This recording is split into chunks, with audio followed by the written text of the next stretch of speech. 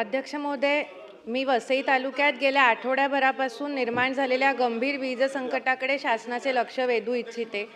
पावसाळा सुरू होताच संपूर्ण वसई तालुक्यात वारंवार वीज खंडित होणे, दिवसातून अनेक वेळा ट्रिपिंग होणे, ट्रान्सफॉर्मर ब्लास्ट होणे व त्यांना आग लागण्याच्या घटना सातत्याने घटत आहेत। अध्यक्ष महोदय, गेल्या 2 दिवसांमध्येच वसई परिसरात 3 ते 4 ट्रान्सफॉर्मर ब्लास्ट झाल्याच्या घटना घडल्या आहेत। खोपवाडी, माणिकपूर, साईनगर, पाचूबंदर अशा ठिकाणी या घटना घडल्या असून या घटनांमध्ये अध्यक्ष महोदय, महावितरणचे कर्मचारी तसेच नागरिक सुद्धा गंभीररित्या जखमी झालेले आहेत। अध्यक्ष महोदय, विशेषतः पोमणच्या औद्योगिक परिसरात एका दिवसात तब्बल 22 वेळा वीज ट्रिप झाल्याने अनेक लघु व मध्यम उद्योगांचे उत्पादन ठप्प आहे।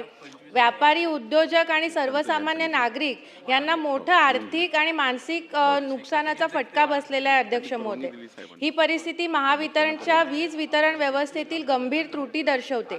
पावसाळ्यापूर्वी आवश्यक देखभाल, जीर्ण विद्युत वाहिन्यांची दुरुस्ती, ओव्हरलोड ट्रान्सफॉर्मर बदलणे आणि प्रतिबंधात्मक उपाययोजना प्रभावीपणे